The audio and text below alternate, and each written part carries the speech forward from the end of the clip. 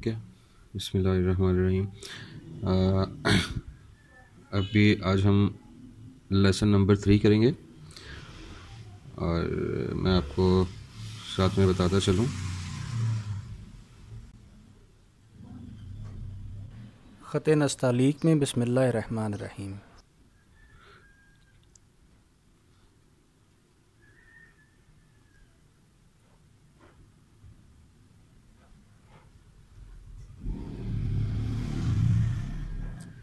ये देखिए, बिस्मिल्लाह।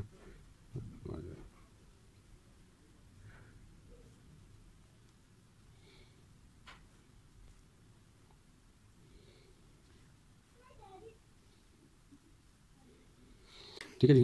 अच्छा, अलिफ बे, इस ख़त को कहते हैं ख़त नस्तालीक। ठीक है जी, जो हम ख़त कर रहे हैं इसको नस्तालीक बोलते हैं।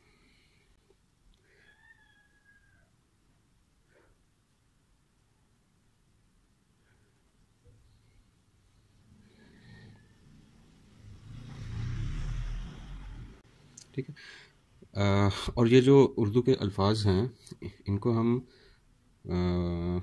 हरूफ तहज्जी भी बोलते हैं।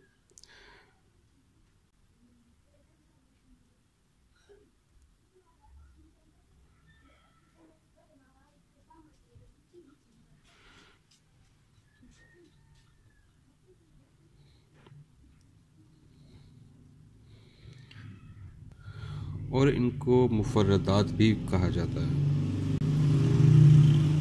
अगर आपसे कोई पूछता है तो आप उसको बता सकते हैं कि आप क्या सीख रहे हैं। अच्छा, अभी चलते हैं अपने अगले लेसन की तरफ और आज हम लिखेंगे दाल और रे। तो चलें जी, स्टार्ट करते हैं। ये देखें, दाल हमने कलम को कैसे पकड़ना है। कलम हमने यूं पकड़नी है कि हमारा कट जो है वो इस तरह से हो, ये हमारा जाविया होना चाहिए। ठीक है। और यहाँ से फिर हमने इसको यूं लेना है, ये शेप, ये हमारी दाल की शेप आएगी। ठीक है। जब आप यहाँ पे पहुँचेंगे तो ये चीज़, आप ये देखें, आपका एंगल ये होना चाहिए, ये आपका एंगल है। एंगल कह लें, जाविया कह लें। ठीक है। जब आप यहाँ पहुँचेंगे तो आपने पूरी कलम यहाँ पे, और ये जो कट आ रहा है इसका, यहाँ से फिर आपने इस कलम को यूँ करना है और नीचे वाली नोक आपने थोड़ी सी उठानी है और ऊपर वाली नोक आपने यूँ करनी है। ठीक है जी। उसके बाद फिर आपने इसको नोक के साथ ही यूँ मिला देना। आपको समझ आ रही है जो मैं कह रहा हूँ? ये देखें, यूँ आपने लेके आना इसको और इस तरीके से आपने इस तरह से दाल बनानी है। यहाँ से कलम का ये कत है। ठीक है। नीचे वाली जो इसकी बेस है वो भी एक कत की आपकी होनी चाहिए। ये देखें। ठीक है। और ये जो आपका आ रहा है ये आपका राउंड शेप है। यहाँ से आपने इसको कितना राउंड करना है, इस तरह से।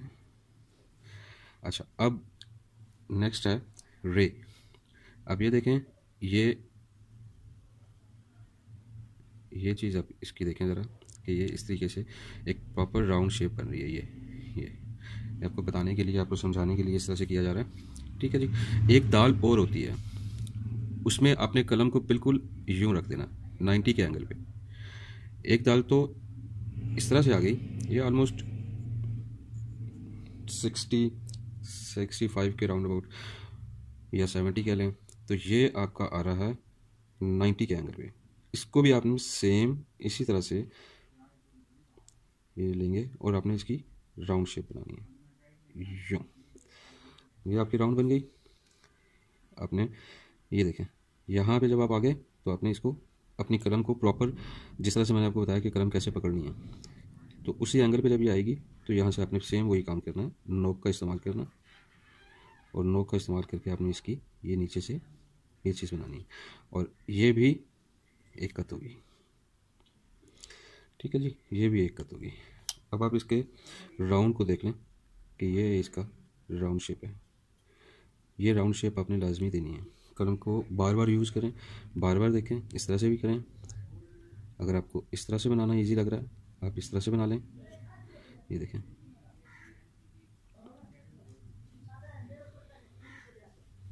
ठीक है जी। अच्छा, नेक्स्ट रे भी दो तरह की होती है। एक रे यूँ आएगी थोड़ी सी इस तरह से, यहाँ पे आके कलम का नोक यूज़ होगा, और ये इस तरह से, ये इसका ये जो बॉटम है ये भी एक कत में आएगा, ठीक है। और ये जो आपका आ रहा है 2.5, एक रे होती है हमारी सीधी, ये इस तरह से। ये देखिए, ये नोक का इस्तेमाल कहाँ पे हो रहा है, आपको ये चीज़ बहुत समझना होगी, और लिखते हुए आपको इस चीज़ का आइडिया होना चाहिए। ये देखिए, और ये 2.5 होगी, 2.5, और ये 1। उम्मीद है आपको समझ में आ रही होगी कि किस तरह से हम इसको लिख रहे हैं, ठीक है। अब आप अगर कुछ लोग जो स्टूडेंट्स हैं वो पेन से लिखना चाह रहे हैं तो आप उनको देखें किस तरह से लिख सकते हैं वो लोग। अपने कलम को इस तरह से पकड़ना, और ये देखें ये, और यहाँ से नीचे वाली नोक उठा के आपने इसको ये इस तरह से, और रे में भी सेम यही चीज़ है। ये चीज़ यहाँ पे लाके आपने इसको नीचे वाली नोक उठानी है और यहाँ से यूँ कर देना, ठीक है जी। अच्छा, मज़ीद आपको आसानी के लिए, आप लोगों की आसानी के लिए, ताकि आप लोग अच्छे से इसको समझ सकें, देखिए मैं आपको थोड़ा सा इसको डॉट्स में भी समझा देता हूँ। ये लीजिए, ये देखिए,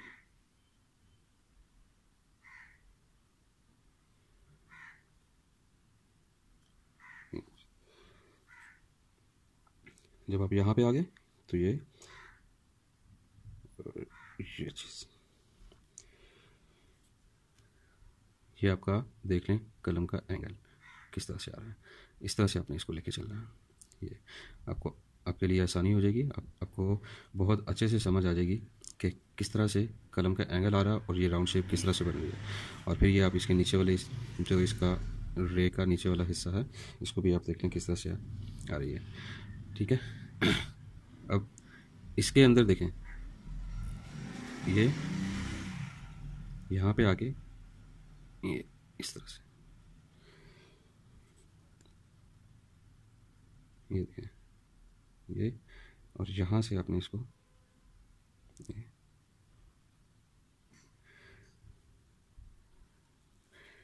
दाल रे, इसका नीचे से जो है वो एक कत में आता है, ठीक है। और इसको अगर हम यहाँ से देखेंगे तो ये आपका 2.5 कत में आएगा, ये देखिए, ठीक है जी। मज़ीद इसको आप बेहतर बनाने के लिए, कुछ बच्चे होते हैं कि वो पॉइंटर से लिखना चाह रहे हैं, तो पॉइंटर से भी लिखने के लिए आपको, जब आप इस तरह से लिखना सीख जाएंगे तो फिर आपके लिए पॉइंटर से लिखना प्रॉब्लम नहीं है। ये देखें, ख़ताती और खुशखती के मज़ीद लेक्चर्स के लिए इस वीडियो को लाइक करें और इस चैनल को सब्सक्राइब करें।